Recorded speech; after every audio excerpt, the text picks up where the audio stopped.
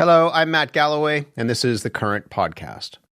This is what democracy looks like. Tell me what democracy looks like. This is what democracy looks like. Go, hey, hey. Go, Donald Trump has got to go, hey, hey. Go. Huge crowds took part in No Kings protests against Donald Trump's presidency and policies on Saturday. They carried signs that said things like Orange Lives Matter, RIP, checks and balances, and can't spell hatred without red hat. Organizers say 7 million people came out to 2,700 protests across the United States. Illinois' Democratic Governor J.B. Pritzker spoke at a rally in Chicago. Tyranny depends on good people doing nothing. It requires us to accept the unacceptable, to rationalize the irrational, to normalize the abnormal. But tyranny also fails when ordinary people refuse to cooperate, when they say no kings and they mean it. The previous No Kings protests in June were one of the largest single days of protests in U.S. history. Organizers say Saturday's event was even bigger. Republican governors in several U.S. states had placed the National Guard troops on standby ahead of Saturday, but the demonstrations were largely peaceful. Kate Powers is part of the organizing committee of the No Kings event in downtown Buffalo, New York. Michael Howard has been a registered Republican for 4 decades, but he voted Democrat in the last 3 elections. He is in Hopkins County, Kentucky, and he also took part in the protest on Saturday. They both join us now. Good morning to you both. Good morning. Good morning. Kate, what was the event like on Saturday in Buffalo? It was a picture-perfect October day. The sun was out, and about 8,500 people, we estimate, joined us in downtown Buffalo. There were people in costumes. There were people with signs. There was every generation from tiny little humans running around with parents to folks who served in World War II and have been fighting fascism for 50 years. Why was it important for you to be out there on, as you said, that picture-perfect autumn day? Gosh, I think it's important to me because I'm seeing so many rights trampled. I'm seeing so many different constituencies being really harmfully impacted. I'm seeing fundamental rights being eroded across the country. And what have you seen in your own community? I mean, Erie County is part of New York. New York went Democrat, but Erie County supported Harris, but something like 46% of people voted for Donald Trump. How have you seen his policies impact people in your own community? Sure. One of the things that we're going to see very shortly is that about 8 different hospitals in Western New York are at risk of closing because of the cuts that were in the giant funding bill. And there's access to cancer care that is going away. There's all kinds of medical research that is ending. And of course, we're seeing some of the ICE raids that folks may have seen footage of across the country. And is your sense is that those are the policies that brought people out onto the streets on Saturday? I think people are concerned about a whole range of issues. We were talking about labor union issues and health and safety rights that are being stripped away. A lot of folks were talking about immigrant rights. We were also talking about the supports that are going away for military veterans in terms of care at the VA, LGBTQ people and the rights that are being taken away, the access to care, the trampling of educational institutions, all scientific research, environmental protections, all of those things were coming up for folks. Michael, you're down in Kentucky. That's a Republican state. As I mentioned in the introduction, you have been registered as a Republican for most of your life, and yet you were part of the crew that was organizing this protest. Tell me why you wanted to be involved in this. Well, I've never been a party person. I've always voted for people. And to me, the most fundamental aspect of any candidate for office is their personal character. And Trump doesn't have any, as far as I can tell, and that he poses a real danger, I think, to Western democracy. And I had no support for that, and it goes against everything that I think is right. So can't have that. You said in October, the time has long passed for decent people with goodwill to step up and be heard. What did you see on Saturday? How many people were out protesting? Well, I live in a podunk little town in western Kentucky. But we had probably 250 people there yesterday. It was amazing. And what was the message largely? I mean, we heard what Kate was saying in terms of what people there in Buffalo were protesting. What was the message in Kentucky? We had Kentucky's got 2 or 3 larger towns, which, like everywhere else, most of our Democratic voters are in the larger towns. But there were rallies all over little rural conclaves like ours. It was quite something to see. What are the issues that you think brought people out in your community? Oh, as far as the issues are concerned, our issues are they're much the same as everybody else's. We're a little bit more probably concerned about agriculture and things like that here, but Kentucky was one of the largest states to expand for Medicare to get more of our people insured under the ACA. And there's a lot of people that are very concerned about losing their Medicare.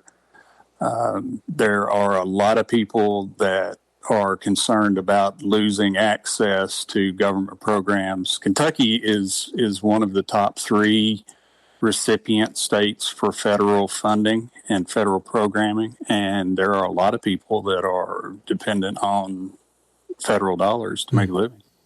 What do you make of the fact, Michael, that last week the House Republican Speaker, Mike Johnson, said that these rallies, he called them Hate America rallies? I'm sorry, I didn't hear that one. Mike Johnson, the House Republican Speaker, called these Hate America rallies. What do you make of that? Well, I think you're asking about Republicans at the rallies, and I think there's a huge swath of people in the center and on the center right who are firmly disapproving of what's going on, but they are sitting on the sidelines and they're keeping their heads down because they don't want to risk the social and financial consequences of speaking out. And I think that's changing. I hear more people. I don't see anywhere near as much just general support for what's going on during this administration as during Trump's first administration. And just talking to people and listening to people, and I post a lot on social media, and I'm getting a lot of feedback from other people who normally wouldn't say anything. So, I'm hopeful that people are beginning to see and are beginning to realize what a threat to democracy we're in the middle of, and are thinking that the time has come to stand up. Kate, what do you make of that characterization by some of the Republicans? Mike Johnson saying these are Hate America rallies. There are Republicans who've said that some of the people involved in the No Kings rallies are paid by Antifa. Yeah. It's disinformation, Matt, right? It's disingenuous on its face. And it's trying to just muddy the waters, right? Which is an authoritarian tactic, right? You want to smear the opposition. I saw many signs on Saturday that said things to the effect of, "I'm not a paid protester. I hate Donald Trump for free." I think when people see their, and the other thing I will say is dissent is patriotic. It is baked into what the promise of America, which we've never fully achieved, right? But it is baked into what this country is supposed to be about. That you have the freedom to assemble, that you have the freedom of speech to say, "I'm not okay with what I see happening." So it's just disingenuous and it's disinformation. What do you think can be accomplished from these rallies? Again, huge numbers of people out on the streets. There was a line from the White House was asked about it, and they said, "Who cares?" From their perspective, they're just dismissing this. But you have Republicans and Democrats that are out protesting. What do you think can be accomplished? Well, so I just want to say, I don't think they're dismissing it. I think they want us to think that they're dismissing it, but they wouldn't have sent Mike Johnson and all of his trolls out to say that it was a hate rally if they weren't concerned about it. But other than that, I will say, I think that these events on their own are important in the sense that they remind people who are afraid, who are angry, and like Michael was saying, who are maybe sitting on the sidelines and aren't sure if they're willing to take the risk. It shows them that they're not alone. For people who do participate, it gets them in connection with other folks who are sharing their feelings. It expands the threshold of acceptable risk for folks. They're sort of titrating up, right? So that when there are more difficult things to come, people are going to be braver and ready to lean into this fight. And the other thing I will just say is that every single rally was bigger than the surrounding police force. They tried to say that all of the rallies were, filled with Hamas supporters and all of these kinds of things. They were joyful, purposeful gatherings of people who are afraid and who are angry. And as Mike said, who are absolutely determined to stand up and say, we reject this consolidation of authoritarian power by this corrupt administration. It's good to speak with you both about this. Thank you very much. Thank you. Kate Powers is part of the organizing committee of the No Kings Day events in downtown Buffalo, New York. Michael Howard is a registered Republican. He organized the protests in Hopkins County, Kentucky. Lisa Mueller is chair of political science at Macalester College and the author of The New Science of Social Change, a Modern Handbook for Activists. She is in St. Paul, Minnesota. Lisa, good morning to you. Good morning. Thanks for having me. What do you make of what you saw this weekend? As I mentioned, Republicans and Democrats in many states out protesting in huge numbers.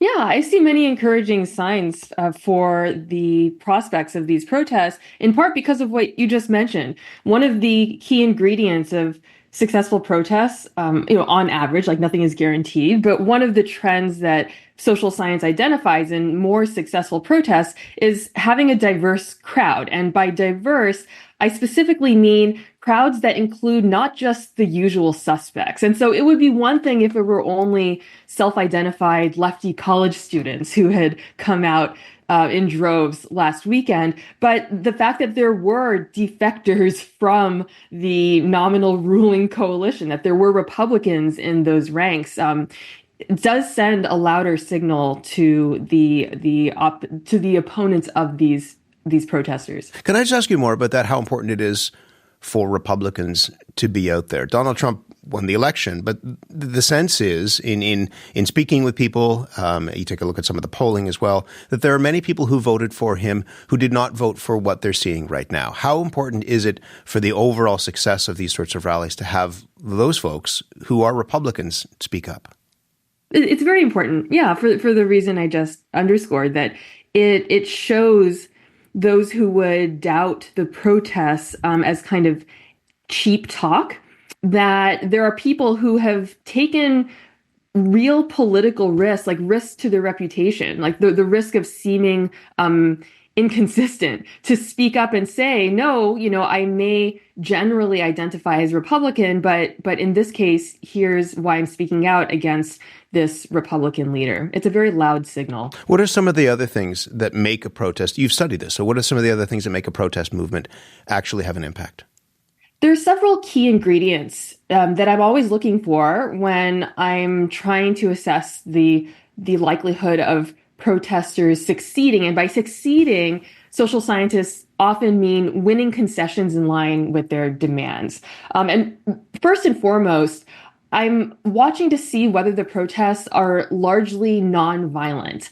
And I specifically refer to violence that protesters initiate, because a voluminous literature of social science shows that when protesters inflict violence, this tends to backfire enormously, for the obvious reason that it alienates bystanders who have a general distaste for violence. It discredits the movement, but it also raises the barriers to participating in movements, both the practical barriers, the physical risks, but also moral barriers.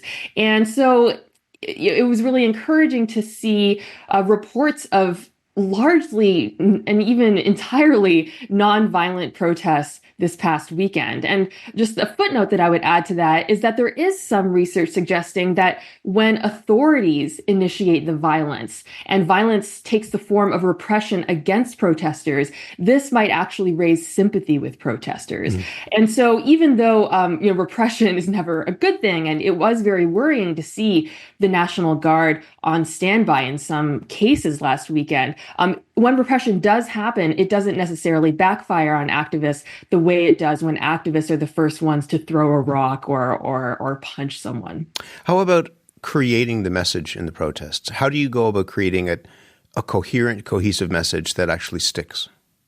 Cohesion is paramount when crafting an effective protest message. And here I think it's really instructive to compare the wave of protests during the early period of Trump's first administration, which took the form of the women's marches, which I attended and carefully covered, and I talk about extensively in my recent book, which were like the No Kings protests and an assemblage of people with all sorts of grievances against Trump, ranging from immigration concerns to women's rights to healthcare access and more. But in the Women's March in early 2017, right after the first inauguration, we didn't see as much of a cohesive message that could unite all of those diverse issues under a big umbrella. And so I think the slogan, No Kings, does a lot of really important work this time around. And there were other ways that activists tried to signal their cohesion, that they were on the same page despite their multifarious concerns, like wearing the color yellow, for example. And so that is also a potential strength of the current wave of protests. What do you make of, I asked Kate about this, how Republican leaders have responded, calling these Hate America rallies, not protest rallies? Yeah, well, I think there's something to Kate's response, which is that they wouldn't be responding so vociferously if they didn't, first of all, hear the message. They're not ignoring it. And I think that says something about the loudness of that message, and it's how it merits attention. And so I think that activists can and their supporters can read those detractions as kind of validation. But we'll see what unfolds in the coming weeks. Attention does not equal concessions. Attention does not equal a lack of repression, and so. I think it's a little early to tell what, if anything, will amount from that rhetoric. What do you see? We just have a couple of minutes left. What do you see happening here? Michael said something interesting, which is that there are people who perhaps wouldn't normally be part of this because of the risks of speaking out, who are now doing that. Do you see something growing in your country? The size of these protests was pretty remarkable, especially given the seemingly slow start to mobilize movements during this second administration. I remember in the early days of the second administration, journalists were contacting me, asking me, "Hey, Lisa, where are the protests?" We expected there to just be this deluge of people in the streets, and we're not seeing it. And we did eventually, and absolutely, this past weekend was enormous. And so, just in terms of sheer numbers, I think there are signs of increasing resistance. But I want to stress that the size of protests is not all that matters. Of course, it is one of the most visible signs, but the composition of the crowd is really important, which we've talked about.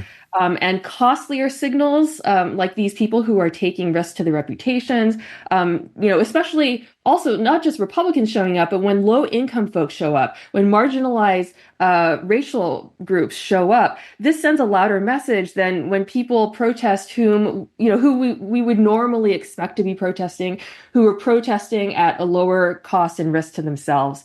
And so, yeah, I see movement in terms of size and composition of crowds. Lisa, good to talk to you. Thank you very much. Thank you. Lisa Mueller teaches political science at Macalester College. She is the author of The New Science of Social Change, a modern handbook for activists. She was in St. Paul, Minnesota.